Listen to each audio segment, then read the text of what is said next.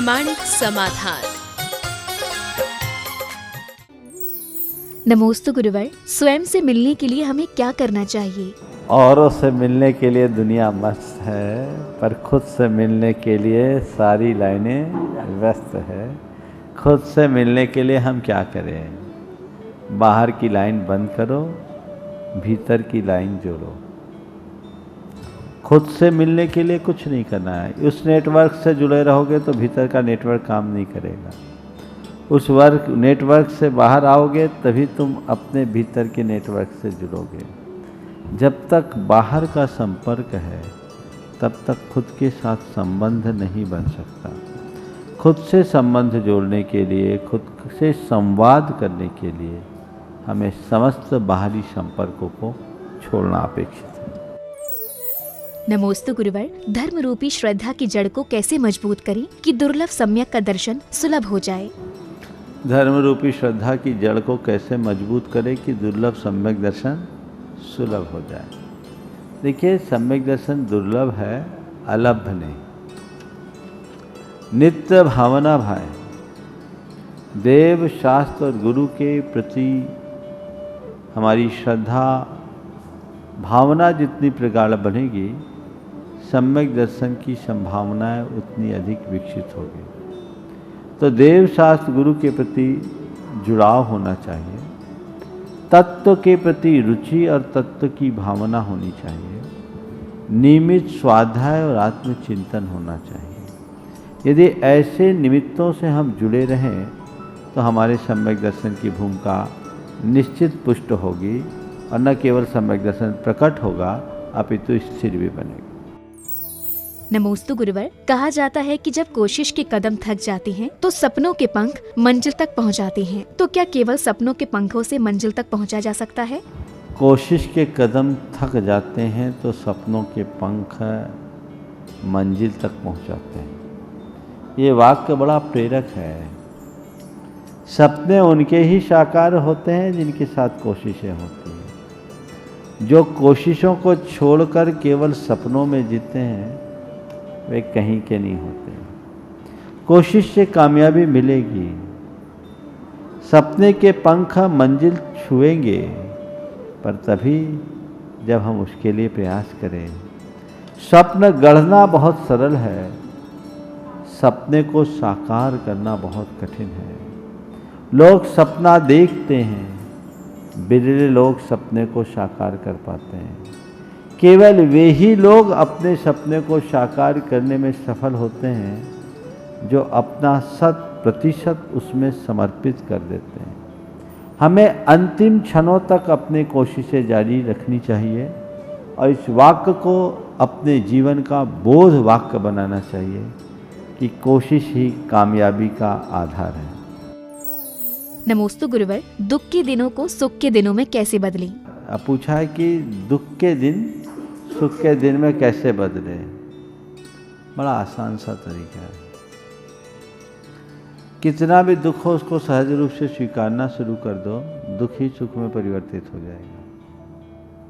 दुख हमें तभी तक दुख दिखता है जब तक हम उसे स्वीकार नहीं करते। प्रचंड धूप है, 2 मिनट भी खड़े रहने में शरीर झुलसता है, लेकिन इसी 44, 45, 47 के टेम्परेचर में कोई क्रिकेट के मैदान में बल्लेबाजी करता है 6-6 घंटे तक, और दर्शक धूप में झुलसते हुए मैच को देखते हैं। क्या धूप की झुलसन महसूस होती है? क्यों नहीं? वही व्यक्ति जिसे कहा जाए थोड़ी देर के लिए धूप में रहने को तो उसे दुखकारी लग रहा है, और वही व्यक्ति घंटों धूप में खेल रहा है, आनंद ले रहा है, सुख का अनुभव कर रहा है। क्यों? यहाँ कष्ट को स्वीकारा है इसलिए वो सुखकर हो गया, वहाँ हमने स्वीकारा नहीं इसलिए दुखकर है।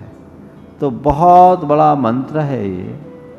कैसा भी दुख आए उसे स्वीकार लो, दुख भी तुम्हें सुख देने लगेगा। नमोस्तु गुरुवर, ऐसा क्यों है कि जब कोई युवक या युवती दीक्षा लेता है तो पूरे समाज को उस पर गर्व होता है, लेकिन जब मैं अपने परिवार में दीक्षा लेने की बात करता हूँ तो सभी जन मुझे पागल कहते हैं। यही संसार है। सब चाहते हैं कि भगत सिंह पैदा तो हो पर पड़ोसी के घर में, खुद के घर में। यह विचित्रता है, यही मोह भाव है। और मेरी राय में ऐसा होना चाहिए। ऐसा होने से बैरागी की वास्तविक परीक्षा घर में ही हो जाती है। जो पक्का होता है ना वो घर से निकल पाता है, कच्चे तो ऐसे ही अटक जाते हैं। शास्त्रों में एक प्रकरण सुना देता हूं। 4 प्रकार के गोले की भांति आदमी बताएं। मैं कह रहा था शास्त्रों में 4 प्रकार के गोले बताए हैं। एक मोम का गोला, दूसरा लाख का गोला, तीसरा काठ का गोला और चौथा मिट्टी का गोला। ये 4 प्रकार का गोला है और ऐसे 4 प्रकार के लोग होते हैं।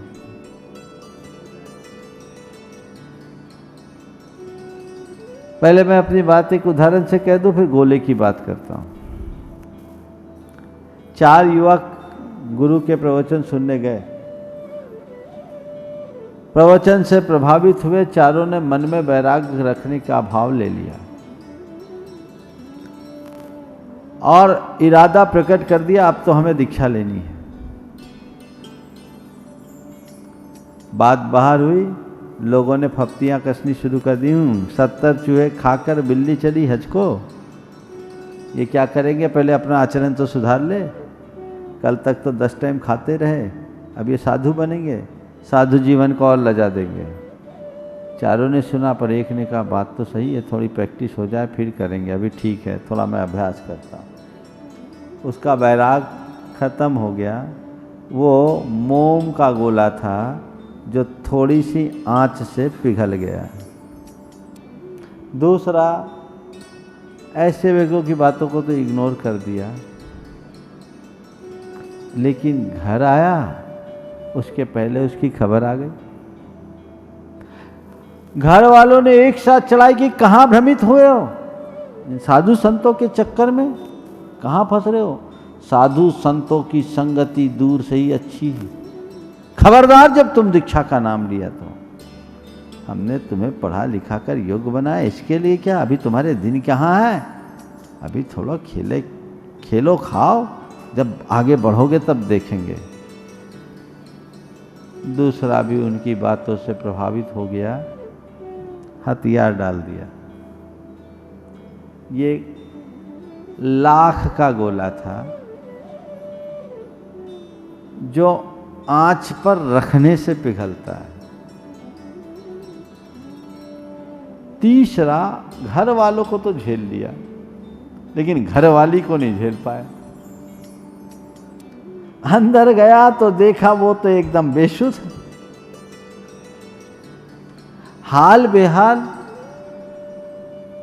अरे यही करना था तो मुझसे विवाह क्यों किए थे, मेरा क्या होगा, आपने दीक्षा लेने की सोच ली, मेरी तो सोचते, मैं किसके भरोसे जाऊंगा। बहुत समझाने, अब आपको जो करना है करो, मेरी लाश पर पैर रख कर जाना होगा, अभी आपको दीक्षा नहीं लेना है। अब भाई ऐसा तो बड़ा गड़बड़ हो जाएगा। ठीक है, तुम कहती हो तो मैं थोड़े दिन रुक जाता हूं। ये काठ का गोला है जो आंच पर रखकर तपाने से जलता है, लेकिन जो चौथा मिट्टी का गोला है ना, उसको जितना तपाओ उतना पक्का होता है। मिट्टी का गोला बनो, समझ में आ रहा है? हाँ, मिट्टी का गोला बनो और घर वालों से कहता हूं खूब पकाओ। जो पक कर निकलेगा ना वो पक्का होगा। और घर वाले थोड़ी परीक्षा ले तो ही ठीक है। हालांकि मोह में पड़कर किसी का मार्ग रोकना अधर्म है, पर यदि कोई रोकते हैं तो मैं उसे पॉजिटिवली ही लेता हूं, क्योंकि बैरागी को कोई रोक नहीं सकता, ये मेरा अनुभव है। मेरे हृदय में पक्का बैराग होगा तो दुनिया की कोई ताकत मुझे रोक नहीं सकती। इसलिए जिनके हृदय में बैराग का अंकुर उगा है वो घबराए नहीं, अपने आप को मजबूत करके चले। नमोस्तु गुरुवर, चिंता, चिंतन और चैतन्य में व्यतीत होने वाले समयों में क्या अंतर होता है? चिंता में समय काटा जाता है, चिंतन में समय बीतता है, और चैतन्य अवस्था में रहने वाले लोग समय को जीते हैं। जब कोई चिंता में मगन होता है उसको चिंता में समय काटना पड़ता है। दिन कटता नहीं, दिन काटता सा प्रतीत होता है। चिंतन में लीन होते हैं तो समय कब बीत जाता है पता ही नहीं, पर जब चैतन्य में होते हैं तब हम अपने समय आत्मा का अनुभव कर पाते हैं। इसलिए तीनों में ये मौलिक अंतर समझना चाहिए। नमोस्तु गुरुवर, यदि कोई हमें तकलीफ दे रहा है तो क्या हम उसको कर्म की निर्जरा समझें या फिर कूटनीति से उसे इसका जवाब दें? दो दृष्टि है, एक है नीति और एक है अध्यात्म। नीति की बात करोगे तो नीति कहती कोई तकलीफ दे तो तुम उसे ऐसी नसीहत दो कि दोबारा अपना सिर न उठा पाए। उसके लिए तुम्हें कूटनीति का उपयोग करना पड़े चाहे अन्य किसी नीति का। नीति कहती है तकलीफ देने वाले शत्रु को उसके प्रारंभिक अवस्था में ही कुचल देना चाहिए। ये नीति का काम है जो लोक को चलाती है।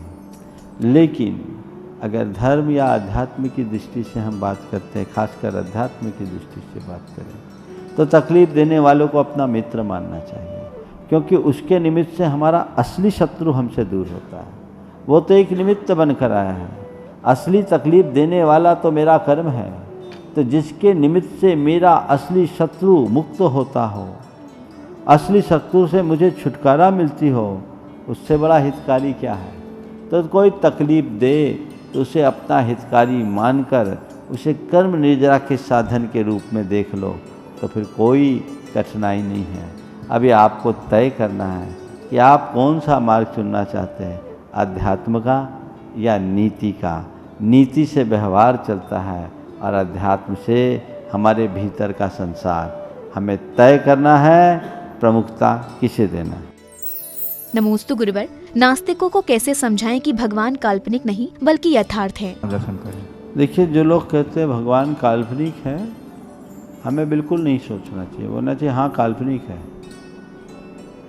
भगवान काल्पनिक है, पर मेरी कल्पना में इतनी ताकत है कि यथार्थ का दर्शन कराते हैं। मूर्ति है, मूर्ति में भगवान है, ये मेरी मन की कल्पना है जो मेरी श्रद्धा से पूरी हो रही है। तुम्हें वो पत्थर दिख रहे पर मेरे लिए भगवान है। जो लोग कहते हैं ऐसी काल्पनिक पत्थर में क्या होता, उस व्यक्ति के सामने उसका पुतला जला के देखो, फिर देखो क्या प्रतिक्रिया करता है। उस नास्तिक व्यक्ति के सामने उसका पुतला जला, वो प्रतिवाद करता है कि नहीं करता, थोड़ा देखो। अगर प्रतिवाद करे तो पूछो भैया इस पुतले में तो तुम हो नहीं, तुम क्यों प्रतिवाद कर रहे हो? ये तो काल्पनिक है, इसमें तुम प्रतिवाद क्यों कर रहे हो? लेकिन कल्पना में मैंने मान्यता जोड़ दी कि ये मेरा पुतला है, ये मेरा तस्वीर, मेरी तस्वीर है, ये मेरा चित्र है, या मेरे पुरखों की चित्र है, मेरे पुरखों का चित्र है, मेरे पुरखों की तस्वीर है, मेरे पुरखों का पुतला है। हमारा उससे आत्मीय भाव जुड़ जाता है। ऐसे ही जिसे तुम पत्थर की मूर्ति बोलते हो, हमें उनमें भगवान के दर्शन होते हैं, और उनके दर्शन से हम अपने आत्मा की पवित्रता को उद्घाटित करते हैं। इसमें क्या बात हो गई?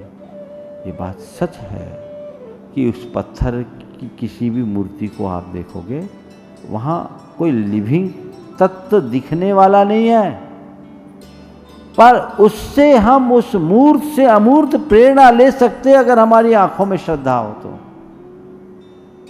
तो श्रद्धा की यही ताकत है, यही चमत्कार है जो पाषाण को भी भगवान बना देता है, और तर्क है वो भगवान को भी पाषाण साबित करता है। इसलिए वो कहते हैं भगवान काल्पनिक, बोले काल्पनिक है, लेकिन कल्पना का भी एक आनंद है।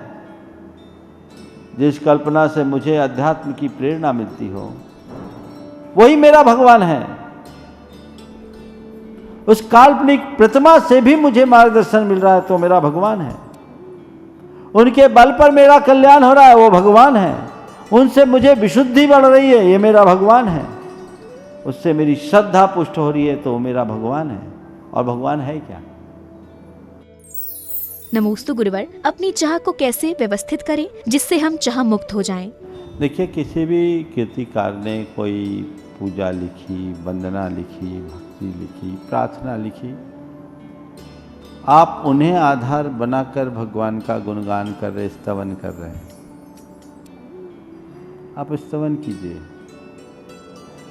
लेकिन उसमें परिवर्तन करने के अधिकारी आप नहीं हो, क्योंकि वो अलग लेखक की कृति है।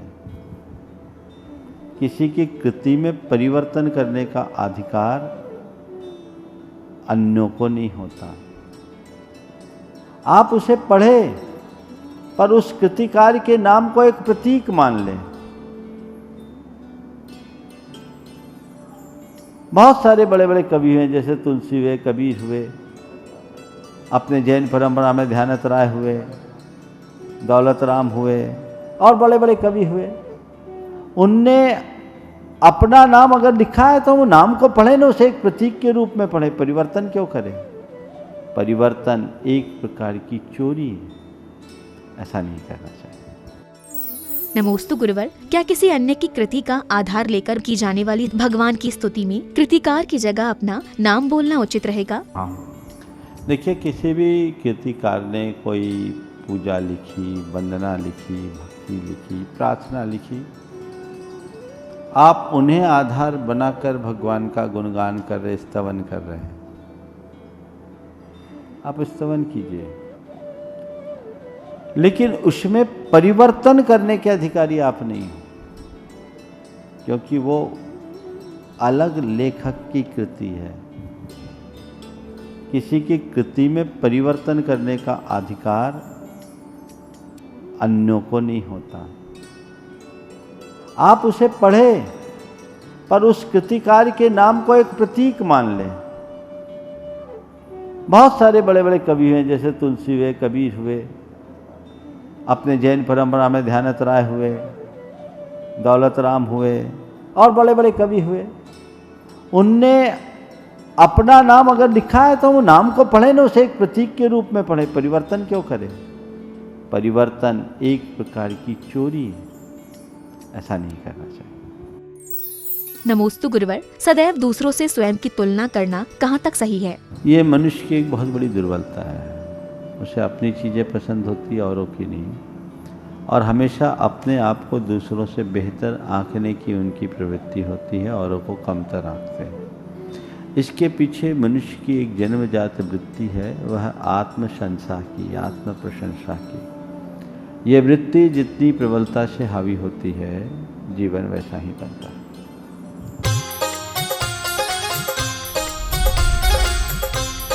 प्रामाणिक समाधान।